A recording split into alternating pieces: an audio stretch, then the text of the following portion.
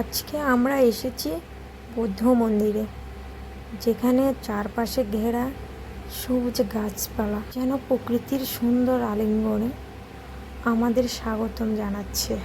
আমরা মন্দিরের ছাদে উঠেছি বুদ্ধের দর্শন নেওয়ার জন্য।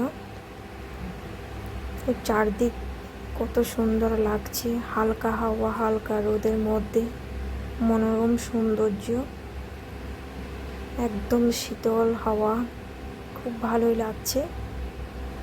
এই সেই বুদ্ধ মূর্তি ছাদের উপর, খুব সুন্দর একটা দৃশ্য তোমাদেরকে দেখানোর একটু চেষ্টা করছি। আমার বেবি আর আমার হাজব্যান্ডের সাথে এই শান্ত পরিবেশে কাটানো মুহূর্তগুলো আমাদের জীবনে অমূল্য স্মৃতি হয়ে থাকবে। আমরা এই মন্দিরে শান্তি আর প্রকৃতির সৌন্দর্য উপভোগ করছি, যেখানে প্রতিটি পাখির কাকলি এবং পাতার সুর আমাদের মনে প্রশান্তি অনুভূতি নিয়ে আসে। প্রকৃতির মাঝে এই আনন্দের ছোঁয়া আমাদের জীবনে সেরা হয়ে থাকবে।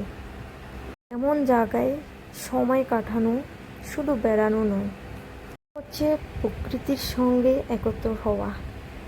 এই দেখুন, আমার বেবি, আমার হাজব্যান্ড, দুজনকে একসাথে নিয়ে আসলাম আমার পাশে। মামাম পেয়ারা খাচ্ছে, ওর তার বাবা মামামকে একটা পেয়ারা দিয়েছে, তো নিয়ে খাওয়ার চেষ্টা করছে। এই দেখুন আমাদের এই ছোট্ট পরিবার। কেমন লাগছে বন্ধুরা, তোমরা জানাবে।